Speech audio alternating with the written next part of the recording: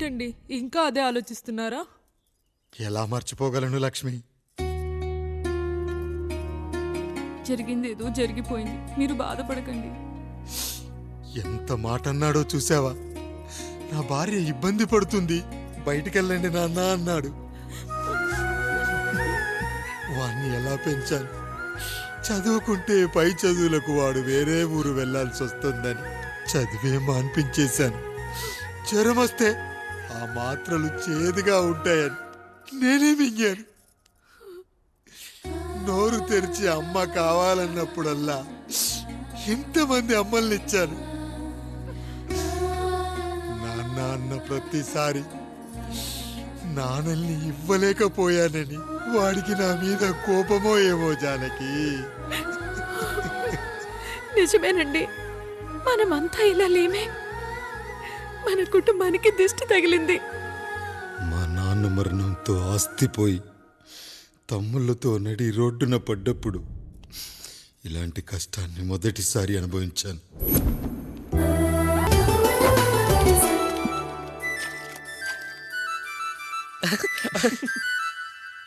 తమ్ముడు చాలా ఎదిగిపోయాడయ్యా.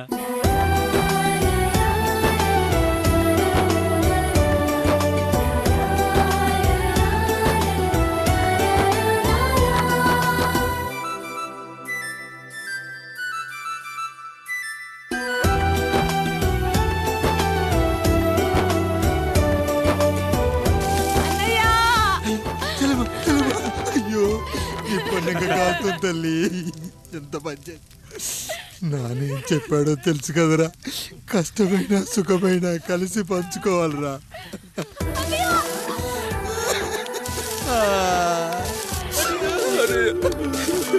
అయ్యో మరి నువ్వు బాధ పెట్టుకోవా అన్నయ్య? మీ బాధ నా బాధ కాదట్రా. అమ్మా అమ్మా అమ్మా అమ్మా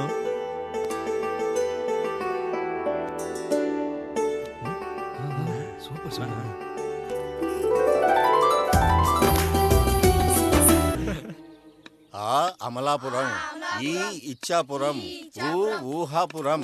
నమస్కారం. పిల్లలు బడికొస్తారంట మాస్టారు. బాగా చదవండి, పై చదువులకి పక్కూరు వెళ్ళాలి. ఏ ఈ ఊళ్ళో చదువుకోకూడదా? మన ఊర్లో కాలేజీ లేదు కదయ్యా.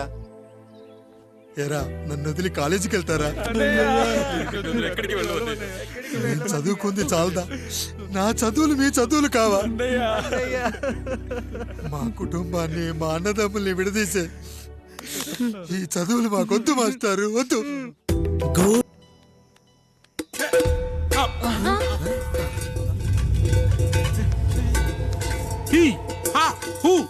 రేయ్ మన ఇంటికి దొంగలొచ్చారా? దొంగలొచ్చారు. దోచుకోండి రా, దోచుకోండి. మీరెందుకు వచ్చారా? చీపురెందుకు మావయ్య, ఈ కత్తి తీసుకోండి. ఏమయ్యా మా ఇంటికి రావా? మా ఇంటికి ఎప్పుడొస్తావు?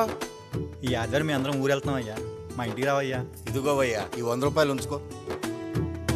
సిగ్గబిల్లు తీసుకో తాతయ్య. ఏమిటి ఏమిటి ఆప్యాయత అనురాగాలు? ఇదంతా మాకు పాపారాయుడు గారు ఈ ఊరికి నేర్పిన సంస్కారం. మా ఊరికి ఎవరైనా వస్తే ఒట్టి చేతులతో పంపం. ఈ ఊరికి ఏదైనా రోగం వస్తే 4 చావులు ఇస్తాం. దొంగలు వస్తే దోచుకోవడానికి 4 ఇల్లు ఇస్తాం. అయ్యా, పేదరికంలో ఉన్న తల్లిదండ్రుల పిల్లల్ని పార్కుల నుండి స్కూళ్ళ నుండి తీసుకెళ్లి బిస్కెట్లు చాక్లెట్లు కొనిపెట్టి డబ్బుండి పిల్లలు లేని దుబాయ్ షేకులకు ఇస్తుంటే నన్ను కిడ్నాపర్ అని జైల్లో పెట్టారయ్యా. 300 రూపాయలు పెట్టి కొన్న కత్తిని అది పనికొస్తుందో లేదో అని ఒక నగల వ్యాపారి కడుపులో పరీక్షిస్తే నన్ను హంతకుడన్నారయ్యా. మీరే ఈ కాముడిని అర్థం చేసుకున్నారు. నేను మీ ఊర్లోనే ఉండిపోతానయ్యా, మీ ఊర్లోనే ఉండిపోతాను. సరే కాముడు సరే. కుమ్మరోళ్ళున్నారు, కమ్మరోళ్ళున్నారు, కంచరోళ్ళున్నారు, కాశోళ్ళున్నారు. ఇక్కడ కంసాలున్నారు, పద్మశాలున్నారు, ఆచార్యులున్నారు, పూజారులున్నారు. రెడ్డి, నాయుడు, చౌదరి, దళితులు కూడా ఉన్నారు. హిందువులు, ముస్లింలు, క్రిస్టియన్స్ కూడా ఉన్నారు. అని ఒక దొంగ మాత్రం లేడు. ఈ రోజు నుంచి నిన్ను దొంగగా నియమిస్తున్నాను. ఈ ఊళ్ళో 4 ఇళ్ళు దొంగతనాలు చేసుకొని హాయిగా ఉండండి రా, హాయిగా ఉండండి. అయ్యా, మీ కుటుంబం అనే కొబ్బరి మట్టలో నేను ఒక ఆకునవుతాను. అన్నయ్య అన్నయ్య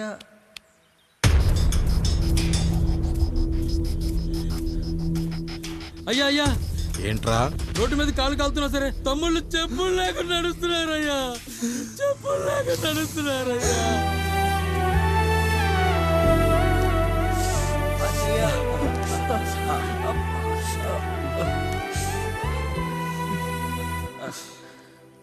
చెప్పులు లేకుండా నడుస్తుంటే కాళ్ళు కాలుతున్నాయట్రా.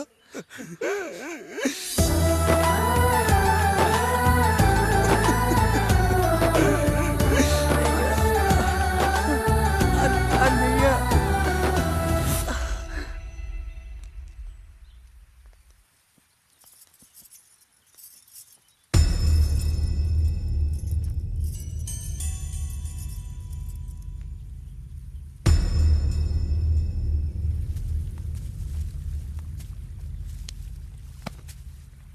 ఏరా కాముడు, అయ్యా బాధపడుతున్నావా? పెళ్ళేమైనా చేయమంటావా?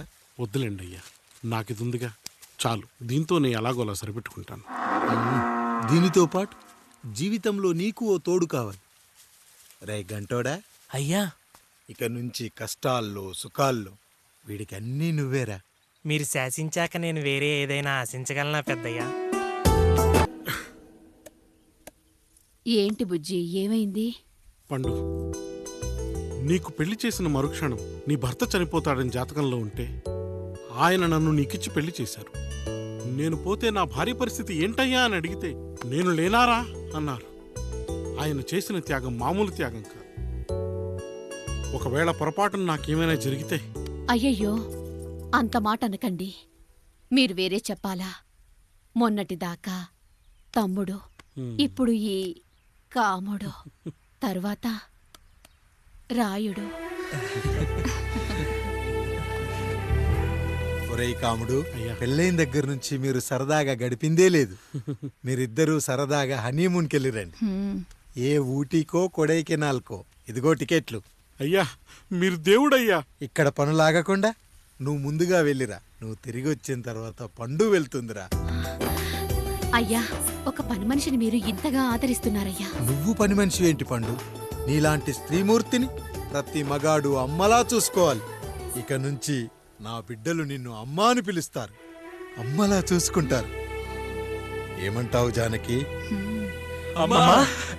రెట్టలకు పిట్టై లోలోనే దాచే అందం, మట్టలకు చెట్టై పట్టుంచే సంబంధం, చుట్టలకు పిట్టై దాచుంచే ఓ సుమగంధం, మనకి ఎంత బాధగా ఉంటుంది, అన్నయ్యకి ఇంకెంత బాధగా ఉంటుంది. సిగలో చుండ్రల్లే ఈ బాధ నా బాధ కాదట్రా. దులిపే బలమున్నా అది రాలిపోని మేటి సంబంధం.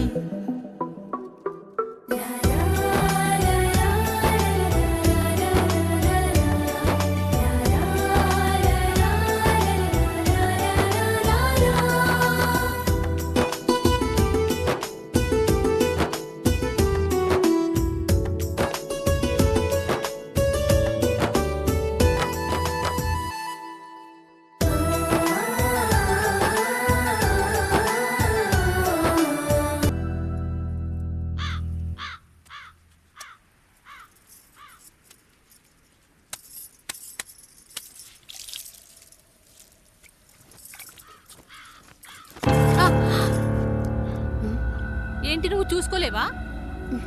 అయ్యో చూసుకోలేదండి, ఈసారి ఖచ్చితంగా చూసుకొని గుర్తాను. మీరు వెళ్ళండి.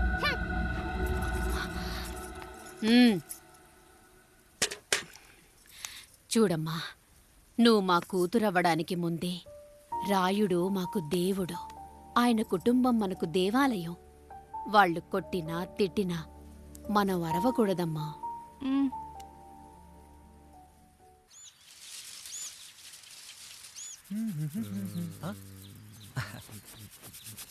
ఏంట్రా మిట్ట మధ్యన కసికసిగా పడిపోమెత్తున్నావేటి?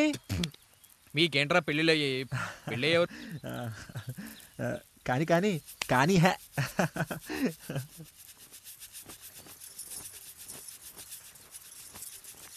ఏంటండి?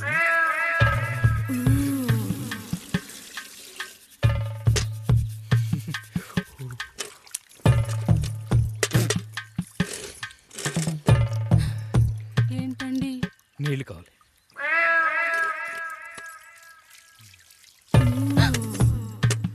ఆయన కుటుంబం మనకు దేవాలయం.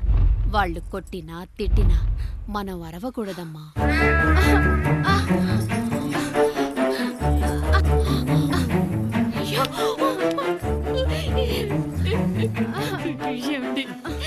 ఏదో ఒకటి చెయ్యండి మీరు. వద్దు పండు, పెద్ద ఆయన దగ్గర మాట వస్తుంది. నేను చూడలేదు.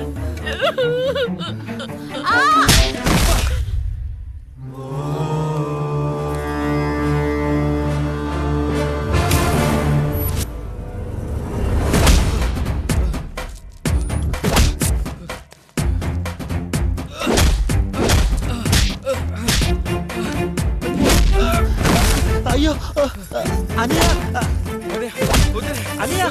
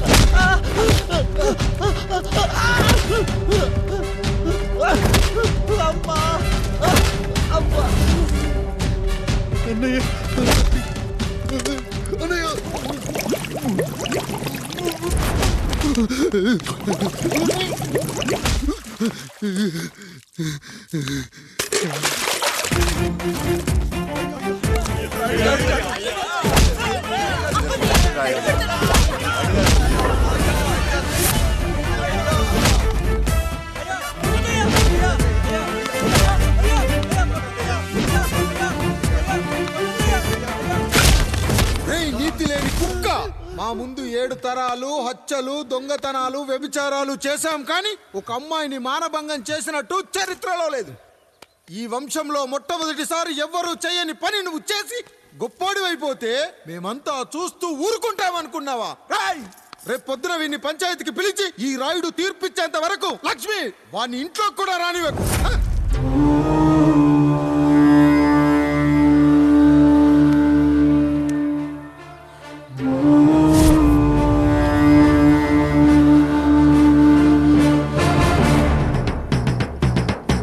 ఇందు మూలంగా 50 మందికి తెలియజేయడం ఏమనగా, పెదరాయుడు గారి కుమారుడు ఆయన తన ఇంట్లో పనిచేసే కాముడు కూతురుపై మానభంగ ప్రయత్నం చేసినందున రచ్చబండ దగ్గర తీర్మానం చేయబడింది.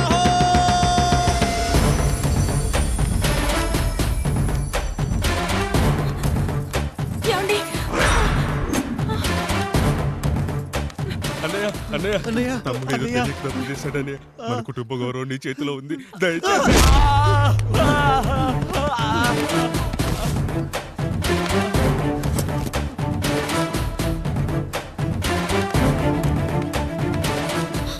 అయ్యా అయ్యా, తీర్పిచ్చే ముందు ఒక్కసారి ఆలోచించండి అయ్యా.